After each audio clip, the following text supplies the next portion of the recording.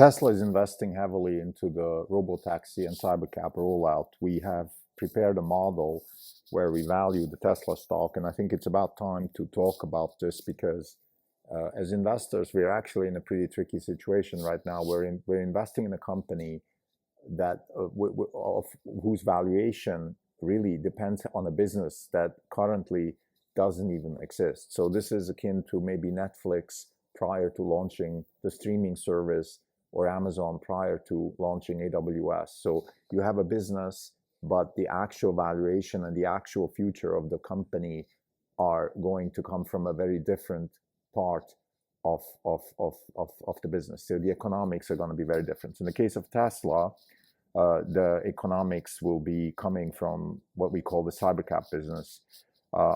Just before I go into the details, there are 5 different businesses, and we have a sum of the parts.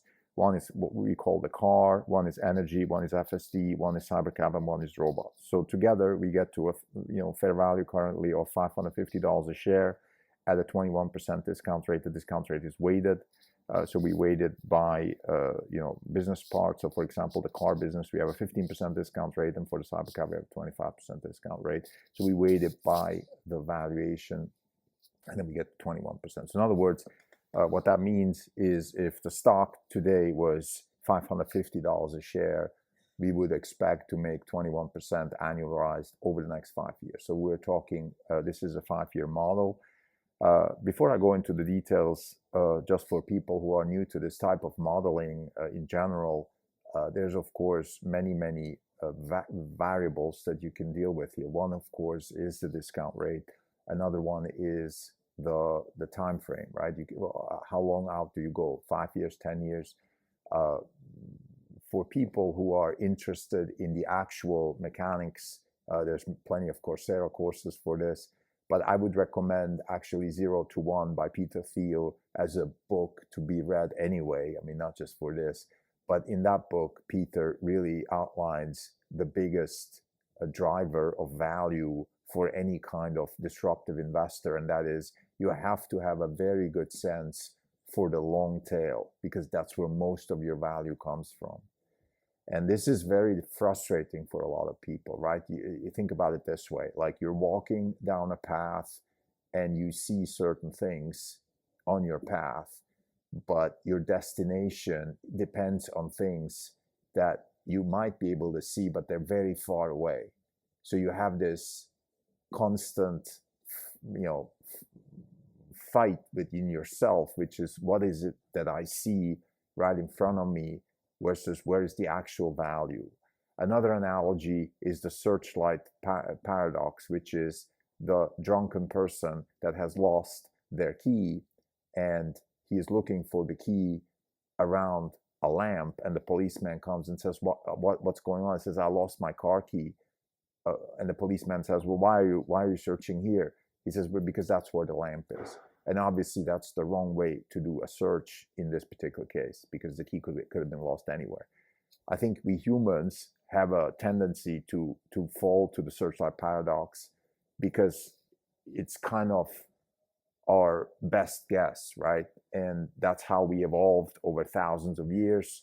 When we were hunting out in the woods as cavemen, we were looking at immediate information, and that was our best guess of how we can go hunt an animal. Now, the way to solve this problem of the long tail versus the present information is rapid iteration, because obviously you're going to be wrong when it goes to the long tail, but what you can do right now is iterate fast so you can reduce your wrongness towards that holy grail of being correct in the long run. So we're going to talk about the model here.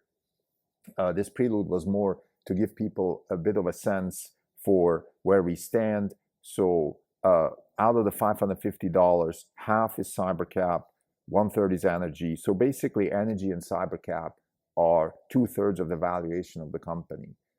And if you look at the way people price and talk about Tesla right now, it's the exact opposite. Everybody talks about car deliveries and all those kinds of things. When in reality, the valuation is in energy and cybercab, which has nothing to do with car deliveries. Tangentially, it does. By the way, car and FSD together give us about $110 per share. What we mean with that is we treat the car business completely separate from FSD. So we're just selling metal, and then we add a service on top of it called FSD that you can subscribe to. So we give FSD and the car together, because obviously it's a service. FSD without the car makes no sense, and the car without FSD makes no sense, at least in the coming future. You will want to have FSD, particularly when it's unsupervised. So together we have $110 a share, which, if you think about it, a lot of the bears and shorts and all these types of people, that's their price target. And it makes a lot of sense. They are actually not wrong. If you just look at Tesla as a car company with a bit of software attached to it, that's a fair price, because that's still $300 billion in market cap, which is not bad for a car company. But of course, the value of Tesla is much higher because there are other factors, in particular, the energy business, which adds another, doubles it. So there's $300 billion in market cap from energy. We're going to talk about this. And then the cybercab. This is not your own podcast. It's July 31st, 2025. This is Krim Delco. For the day, the fund is down 1.5%. The market is up 0.5%. For the year, we're down 13.5%. The market is up 8.5%. We're underperforming by 22%. So let's talk about this sum of the parts valuation. We're going to start with the big one, the cybercab. So first, what do we mean with cybercab? And then let's talk about the model. So what we mean with cybercab is that is the actual service that is provided by Tesla using their own proprietary cars. We're not assuming an Uber model here or an Airbnb model or something like that. What we're assuming is simply the cybercabs are produced at scale. It's some version of what we saw last year at 1010 in Burbank. It's a two-seater that drives around, covers metropolitan areas in the US. We're only talking US here. And we are looking at the following metrics. So first, we start with 2026. So that's our starting point, and we go all the way to 2030. We assume, maybe let's start from top down. So miles driven. So we assume 60,000 miles driven by a cybercab every year. That is all miles driven. We assume a 65% occupancy. So the way you should think about this is, if this thing, by the way, the 60,000 miles comes from a conversation we had with Tesla. It also comes from the actual comments that Musk made, about 5x what an average person drives. Average person drives 12,000 miles, so 60,000 miles is roughly acceptable as an assumption. 65%, that means that 35% of the time the car is empty, and 65% it generates revenue. So revenue miles, 39,000 miles. We assume 80 cents per mile. So that is $31,200 of revenue per year per cybercab. We assume 100,000 cabs by the end of 2026. That's $3 billion in revenue, 20% margin, $600 million in net profit. We are scaling this to 500,000 in 2027, 1.5, 3, and 4. So we're going, at quite a clip. We are going from, 500,000 to 1.5 to 3 million. That is cumulative cabs on the road. By 2030, we have 4 million cabs on the road. We're assuming 72,000 miles. That's just, we assume that the cabs will be able to drive more based on better network utilization and better efficiencies. We assume higher occupancy because of network. The more cabs you have, the more occupancy you have, the better the service, network effects, all of that. Revenue miles, 55,000 miles. We assume 60 cents per mile. So we're going from 80 cents per mile down to 60 cents per mile. That is based on the fact that by 2030, we assume about a 20 cents per mile cost of goods. So we have, about 60, 70% gross margin, which gets us to about a 35% net margin. Long story short, we get to a net revenue of 45 billion, 46 billion in net profit. And we give it a 60 times multiple because you will be growing at that clip the actual revenue will be going over 100% per year. We're using the 3 years, so from 28, 29, 30, and cumulative growth about 100%. So every year the revenue will double, and therefore a 60 multiple by 2030 is reasonable.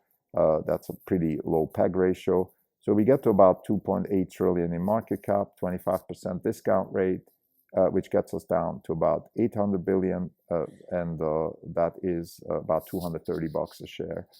So that's the model in numbers, but I think I want to talk more about the actual, what does that actually mean? So let's take 2030. We have 4 million cabs.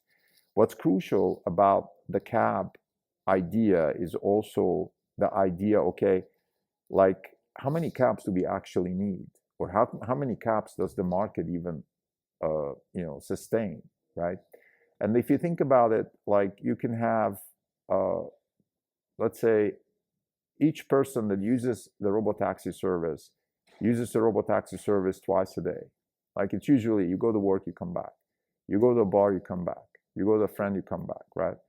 So if I assume 2 trips per person and I assume 6 people per day, that's 12 trips per day, each trip 10 miles on average, or the equivalent in terms of time. So I assume 12 trips per day, which will grow to 16 trips per day. So I assume 16 trips per day, each trip is 10 miles. So by 2030, I assume 160 miles driven per day per cab, a revenue per mile of 60 cents, 340 days of operation. So I give it about 25 days of maintenance and things like that per annum. Annual revenue per cab, $32,000, 4 million cabs, 130 billion in revenue, which is roughly what I have in my model. If I look at the other way around, I have 4 million cabs, and so I get to about 130 billion in revenue, which means that if I assume that 8 people per cab, because I go from 6 people cab to 8 people cab, so I can serve more people per cab because I have higher network occupation. So that it's about 10% penetration in the US population. 330 million people, I serve about 32 million people. So 32 million out of 300 million. So 10% of the US population by 2030 will be using Cybercab, assuming it's 60 cents per mile. So to make that, let's say, more palatable, if you live in San Francisco and you go to San Jose, it will cost you about maybe 12, 13 bucks to take a Cybercab, which is roughly a little bit more than what a train will cost you right now. If you're in Berkeley, if you're, our son's in Berkeley, we live in Los Altos, it will cost him about 12 bucks, which is about the same he would pay with taking the BART system with cabs and Ubers and buses and whatever way you look at it, it's about the same price. So we think that we could get to a 10% penetration in the US. So having said that, we get to 130 billion, 35% net margin, 45 billion, 46 billion in net profit at a 60 multiple, 2.8 trillion, $230 a share. So this would be our Cybercab model. As you can see, it hinges on really, let's take the vectors. Most importantly, of course, the price. 60 cents per mile is incredibly profitable. High occupancy. We want to have 75% occupancy by 2030. So what that means is that the cabs go around and they are constantly being used. And whether it's actually for people or for food delivery or Amazon or any of that stuff. So you have deliveries, you have people's, like these are robots that are available to be used to transport goods and services and people from A to B in a relatively small radius. So we're not talking about cross-country travel yet, although that's another market that could be penetrated, at least short haul travel like LA, San Francisco, Reno. Those types of trips could be actually also used with Cybercab. For example, you go to Tahoe, 2 people go to Tahoe, 100 miles, that's 60 bucks one way.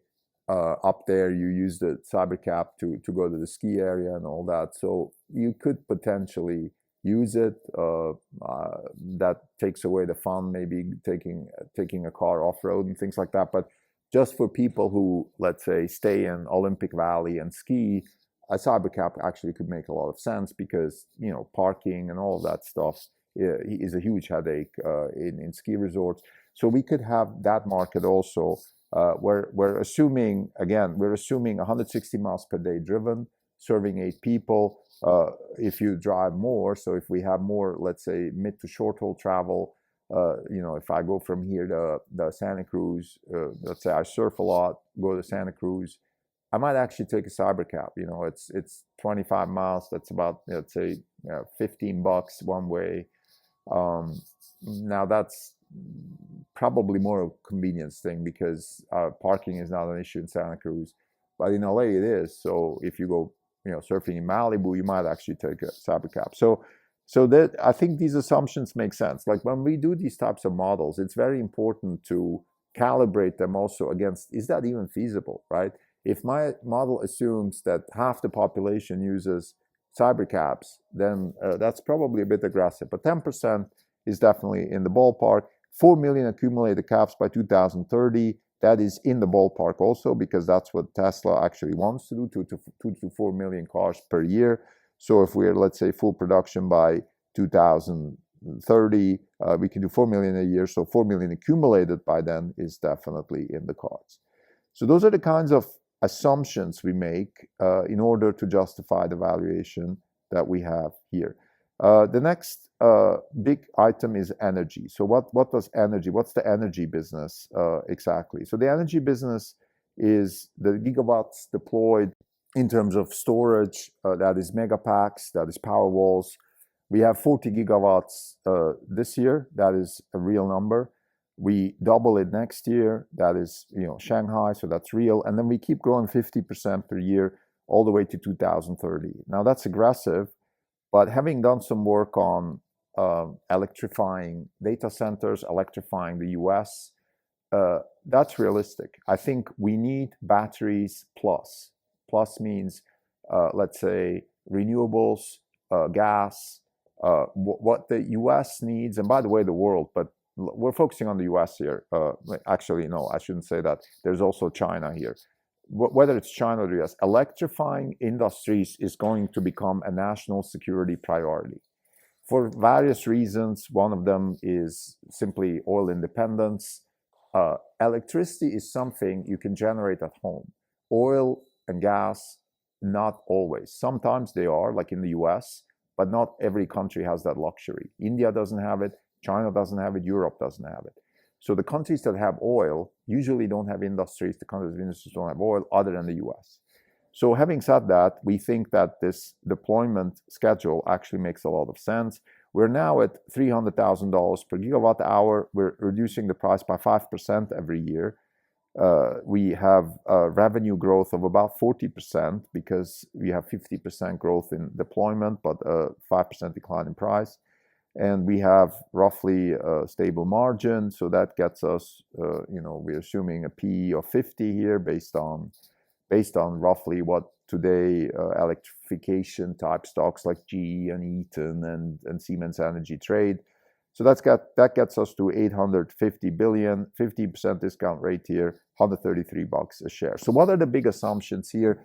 We are betting big on the electrification of industry. That's the big bet. And batteries plus X just means that we want to have some sort of energy generation asset, solar, wind, gas, nuclear, and you name it, whatever else you want to add here. Hydro, no matter what you use, you're going to need some sort of grid stabilization.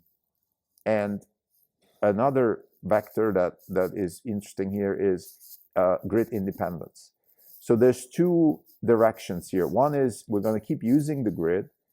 Now, the grid itself is a 100-year-old technology, which serves a lot of interesting use cases, but there is a tendency to go towards modular electricity generation. In other words, you have a data center that is off the grid. That's what it really means. You have a factory off the grid. You have, and for that, you're going to need storage. Storage is the absolute holy grail for almost anything with energy It's very similar to the computer revolution. Like before we had memory and storage, computers were monoliths that really were kind of stuck in, like, you have to do the math right now and get the result right now because you can't store anything. And of course, today, everything is memory constrained, AI, all of these things, because memory is the key towards neural nets and the evolution of information through networks that yields to some sort of function approximation. You need memory. So the same in energy is the resource that is necessary for AI. Tokens, which are the building blocks of the energy infrastructure, they are electrons value added. So having said that, we believe that electrification is going to be a national security priority, and therefore we believe that that is definitely a good assumption. We have $130 a share. So the next item is car and FST. We separate them. So what we mean with the car businesses, we have a 15% volume growth, which is roughly what we expect over time. Of course, right now we don't have that, but given a more affordable model and things along those lines, we have ASP going down to 40,000. So we have about 10% revenue growth, 10% margins, 25 PE. So 15% discount factor gets us to about $50 a share. Now FST is a bit more interesting. FST is the idea of FST as a separate valuation factor is that we assume that every car can sell $1,200 a month, $1,200 a year in subscription revenue, which we believe with unsupervised FST actually is very realistic. Unsupervised FSD adds enormous amounts of value to the car. You can sleep in the car, and eventually by 2030, you will be able to send the car and pick up your kid and all that stuff. So having said that, we assume a 50% penetration. So we're still relatively, let's call it, we're still relatively conservative. We assume a fleet of 22 million cars by 2030. It's based on the volume growth that we assume in the car business. So we have 22 million cars, of which half will have FSD subscription. That will add 13 billion in sales, 10 billion in profit, 75% profit margin on that one, a 70 multiple, because you will have by the years 27, 28, 29, 30, you will grow 100% revenue and profits here because you're increasing your penetration with better and better services. So that gets you to about 700 billion in market cap just for FSD, which is about $78 a share. So that gets us to $78 a share. So it's a bit more than I said in the prelude. We also have $25 for the robot, but that's really not so important. We have 20%, by the way, 20% discount rate for FSD. We have $25 for the robot, where I think Optimus requires its own episode. So I'm not going to talk too much about Optimus here. It's really small.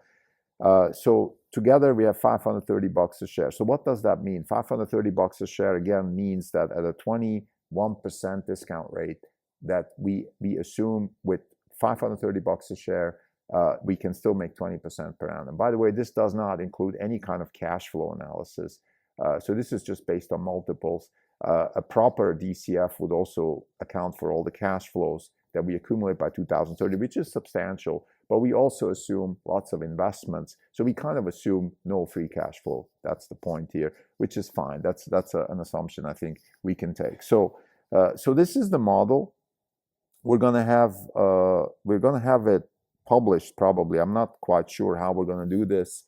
It's a proprietary model, and we shouldn't be too aggressive here. By the way, we also use a bit more share count here, 3.4 billion.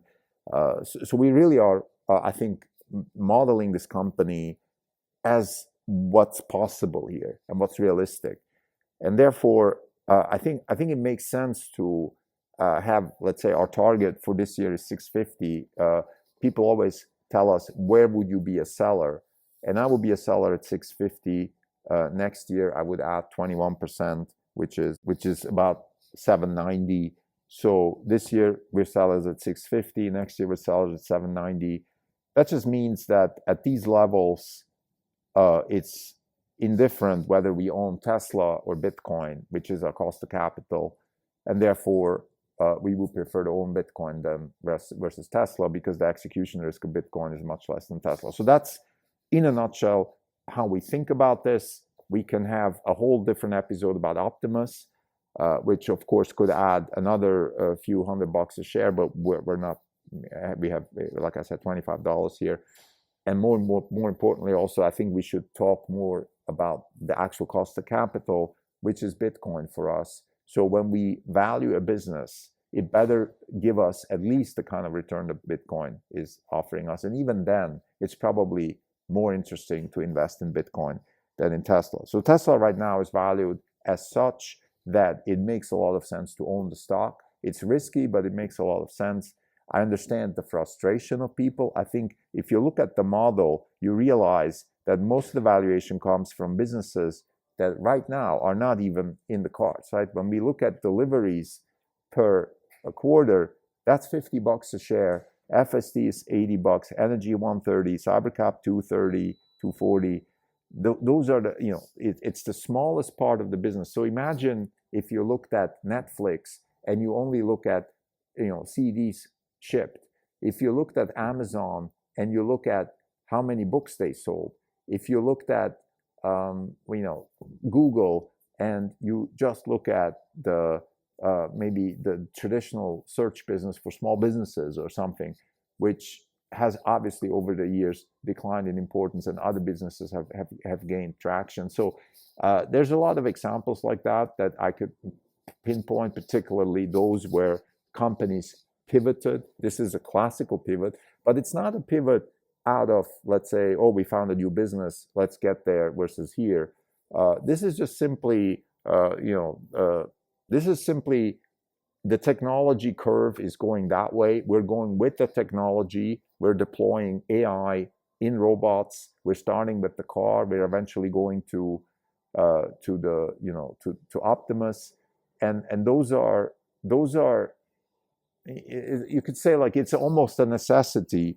And if we don't do it, somebody else will do it. But as investors, I think what's comforting here is that we have a model that we can hold on to. We're not just buying hot air. And we have something we can calibrate the business now against. This is very important. So we can look at how much is Tesla actually iterating around Cybercab and Energy and FST, because those are the three main drivers. And the more they iterate around it, and hopefully the better they get at it, the more likely it is that we will actually get to the destination, which again is something in the 5-6 trillions by 2030, which I guess is what Musk thinks when he says we could be the most valuable company. Thank you.